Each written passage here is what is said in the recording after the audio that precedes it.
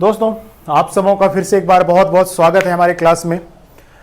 मैं आशा करता हूं कि आप सबों ने सब्सक्राइब कर लिया मेरे चैनल्स को और लाइक ज़रूर करें देखने के बाद वीडियो, और दोस्तों के साथ शेयर करें, कमेंट करें। आज जो मैं अभी क्लासेस चल रहे थे एपीजीपी और एएम जीएम एचएम के, उसी को कंटिन्यू करने वाला हूं, और उसके जो क्वेश्चंस कुछ मिक्सअप क्वेश्चन बचे हुए उसको मैं आज कंटिन्यू करके इस टॉपिक को ख़त्म करने वाला हूं। तो आइए देखते हैं कि इसमें किस तरह के और मिक्सिंग क्वेश्चन अच्छा बन सकते हैं, उसके बारे में हम लोग डिस्कस करते हैं। जैसे एक क्वेश्चन है कि A and B are two number whose A M is 25 and G M is 27, which of the following value of A, इनमें से कौन सा वैल्यू ए का होगा यदि हमारे पास ए एम और जी एम दे रखा हो।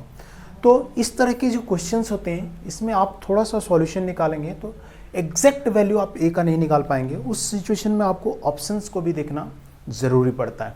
तो देखते हैं सबसे पहले क्या है कि हमारे पास दो नंबर है ए एंड बी, जिसका ए एम दे रखा है और जी एम दे रखा है।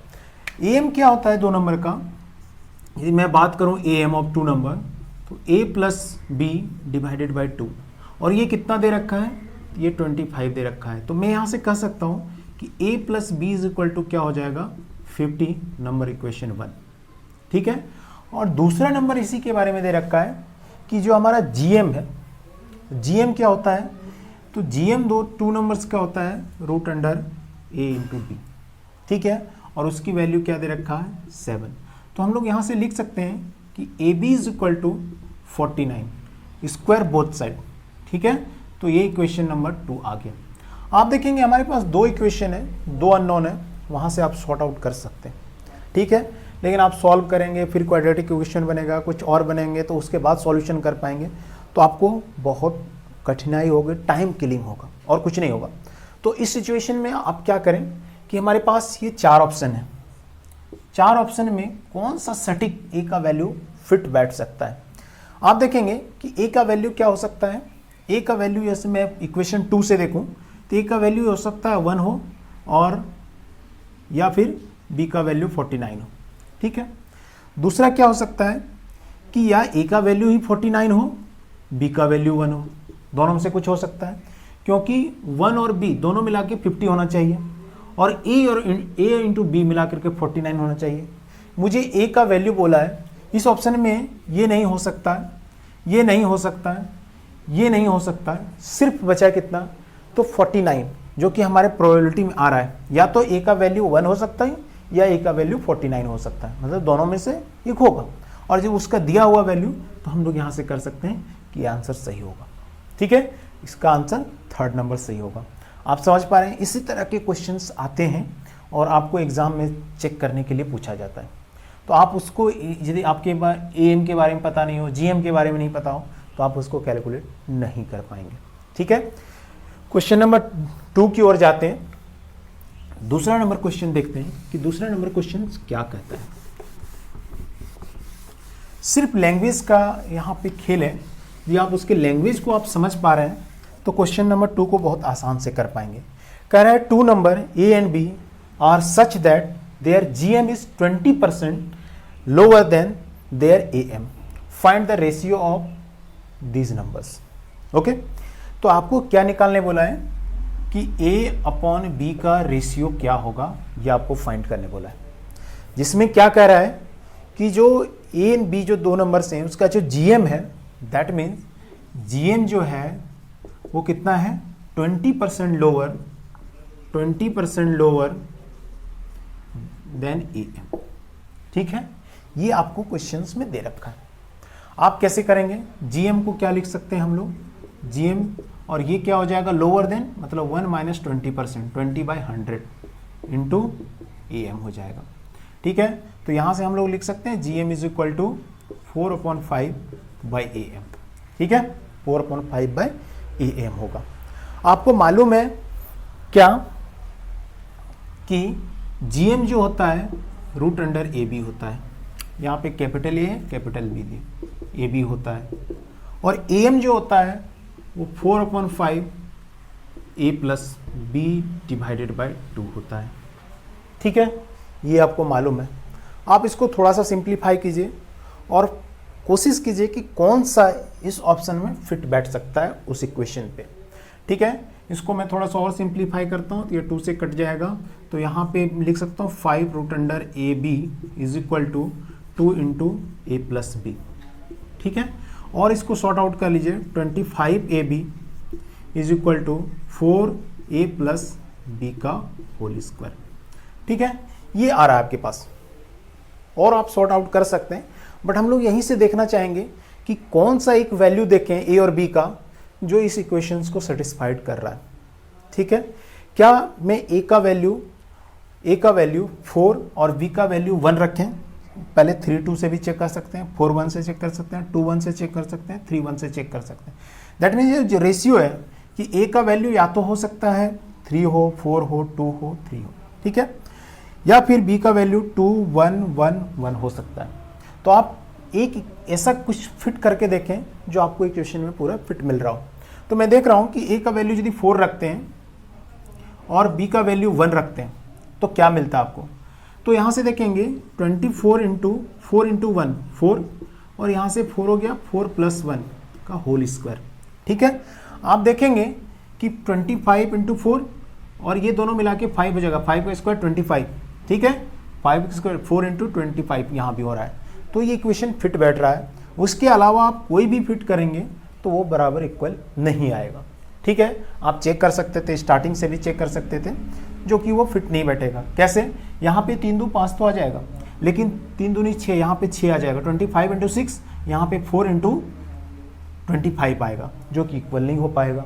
तो दैट मीन्स जो हमारा इसमें सब में आंसर जो है वो ए 2 नंबर्स करेक्ट होगा, और ए बी का जो रेशियो होगा वो 4:1, क्योंकि यही एक ऑप्शन है जो हमारे इस इक्वेशंस को सेटिस्फाइड कर रहा है। ठीक है, तो इस तरह के क्वेश्चंस आते हैं, उसमें आपको ऑप्शन का यूज ज़्यादा करना पड़ेगा। ऑप्शन का सहारा आप ज़्यादा लें तो आप बेटर जल्दी आंसर दे सकते हैं।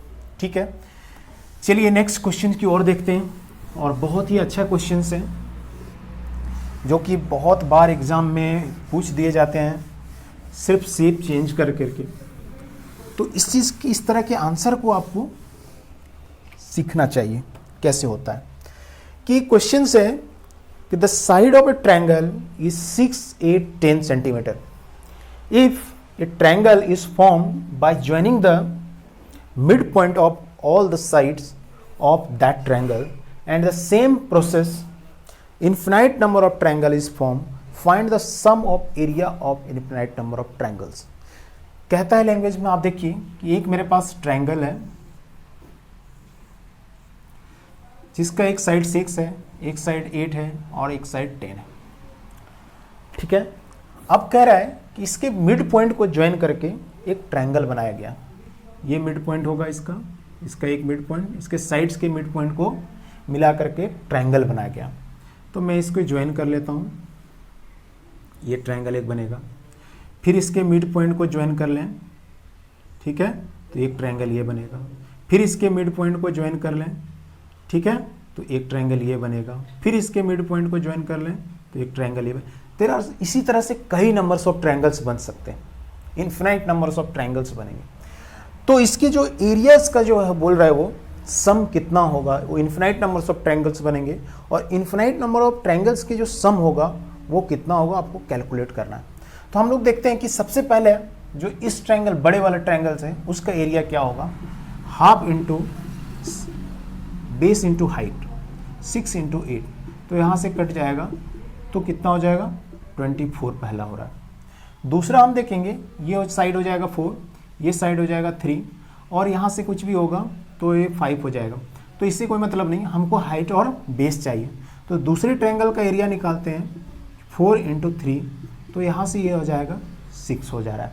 ठीक है, इसी तरह से और हम लोग करते जाएंगे तो और ये एरिया निकलते चलेगा। तो मैं देख पा रहा हूँ कि इसका सीरीज क्या बनेगा कि पहला एरिया 24 है, दूसरा एरिया कितना हुआ 6 हो गया। नेक्स्ट एरिया हम लोग यदि निकालना कोशिश करें तो आप देख पाएंगे कि जो ये बच रहे हैं उसको हम लोग कैसे कैलकुलेट कर पाएंगे। तो इस तरह का एक सीरीज जाएगा और ये इन्फिनाइट नंबर ऑफ सीरीज बनेंगे, इन्फिनाइट नंबर ऑफ सीरीज बनेगा। अब देखिए कि क्या ये नंबर जीपी में है क्या, तो उसके लिए हम लोग क्या करेंगे कि सेकेंड टर्म कॉमन रेशियो निकालने की कोशिश करेंगे। कॉमन रेशियो क्या होता है कि second term minus first term, ठीक है। तो यहाँ से जो आने वाला है वो क्या आएगा, 1/4 आ जा रहा है। कॉमन रेशियो 1:4 आएगा, ठीक है।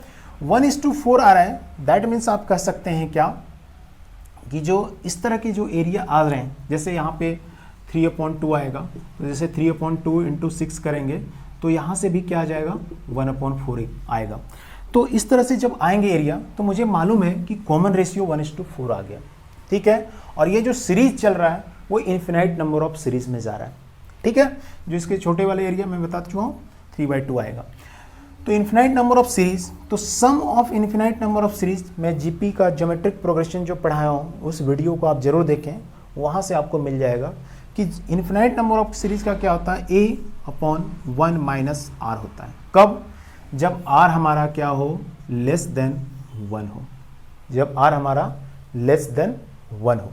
आप इसमें पुट कर दीजिए जो सारे वैल्यू आपके हैं, फर्स्ट टर्म आपके पास है, r आपके पास है, आपका इन्फिनाइट नंबर ऑफ सीरीज निकल जाएगा। क्या होगा कि यहाँ से 24/1 - 1/4 इज इक्वल टू क्या हो जाएगा, 24/3 × 4 हो जाएगा। यहाँ से काट देंगे 8 टाइम्स में, 8 × 32, ये सेंटीमीटर स्क्वायर, और इसी का यही आंसर है, ठीक है। तो आप इस तरह के क्वेश्चंस आते हैं और आपको सिर्फ कंफ्यूज करने की कोशिश करता है कि आप इसके लैंग्वेज को देख करके क्वेश्चन को स्किप कर दें। तो आप वैसा ना करें, आप उसको कॉन्सेप्ट को समझें। इस तरह के क्वेश्चंस में हो सकता है यहाँ पे ट्रायंगल हो, स्क्वायर हो, रेक्टेंगल हो, कुछ भी पूछ सकता है। तो आप कह रहे हैं a ball is throne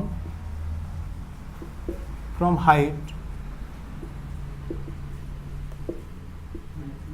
height of 500 metres, ठीक है। एक बॉल को थ्रो किया गया है 500 मीटर से, 500 मीटर्स से on the ground,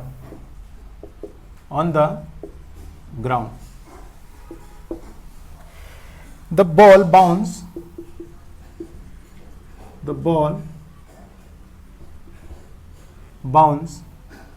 4/5 times of its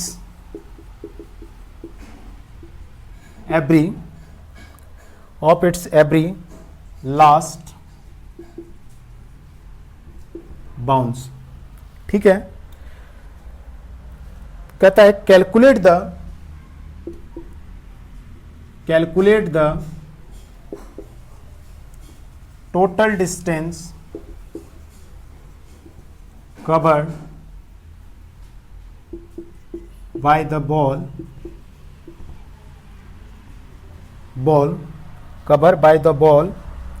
till it stop,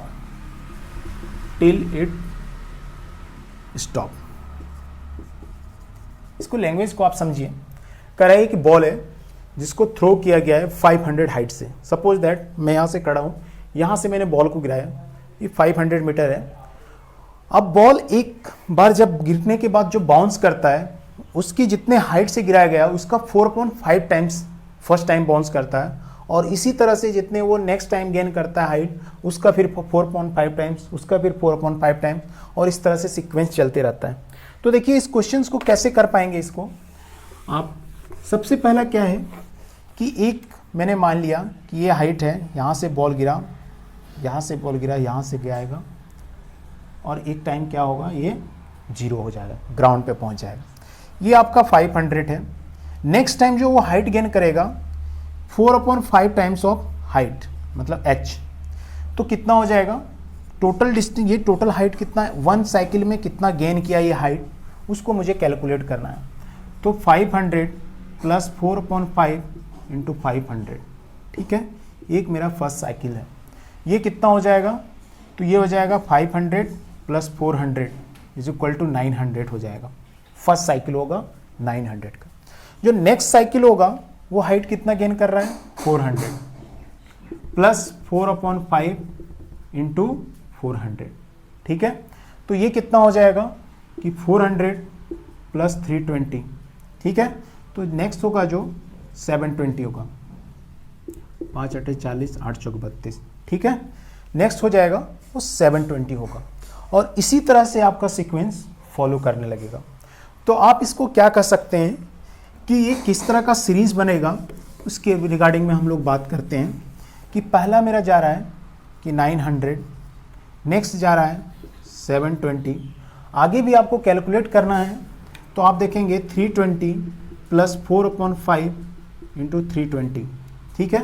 यहाँ से 5 से कटाइए, 5 से 6 और 5 4 जा, तो 320 प्लस 4 4 16 और 6 चौक 24 से 25, तो ये हो जाएगा 3 2 5, 576, ठीक है।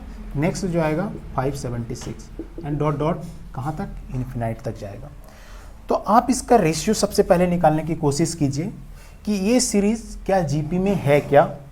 तो आप देखेंगे कि इसका फर्स्ट टर्म ये है, कॉमन रेशियो आप इसको करेंगे 720 डिवाइडेड बाय 900, तो ये 4/5 आ जाएगा, ठीक है। आपके पास फर्स्ट टर्म मालूम है, कॉमन रेशियो मालूम है, तो इसका इन्फिनाइट नंबर ऑफ सीरीज का सम निकाल सकते हैं, और वो सम क्या होगा, वो सम क्या होगा कि S infinity is equal to A/1 minus R, ठीक है। तो यहाँ से A क्या है 900 डिवाइडेड बाय 1 माइनस 4/5, और ये क्या हो जाएगा 900 इंटू 5 डिवाइडेड बाय 1, ठीक है। तो यहाँ से टोटल जो डिस्टेंस होगा वो क्या होगा 4500 मीटर, और यही आपका आंसर होगा, ठीक है दोस्तों। तो इस तरह के क्वेश्चंस आते हैं, आपको इसको कैलकुलेट करने के लिए सीखना चाहिए, आना चाहिए इस तरह के क्वेश्चंस में। और यदि आप मेरे वीडियो को देखते आ रहे हैं तो आप ज़रूर सब्सक्राइब करें, शेयर करें। बहुत बहुत धन्यवाद दोस्तों। और अब जो मैं नेक्स्ट क्लासेस चालू करने वाला हूँ वो एलजेब्रा का क्लास होगा, क्योंकि अभी जो आने वाले एग्ज़ाम्स हैं उसमें एलजेब्रा का बहुत इंपॉर्टेंस है। जैसे एसएससी सीजीएल्स हैं उसमें लोगों को बहुत आता है एलजेब्रा के क्वेश्चंस। तो एलजेब्रा में नेक्स्ट लेक्चर से स्टार्ट करने वाला हूँ। बहुत बहुत धन्यवाद, थैंक यू।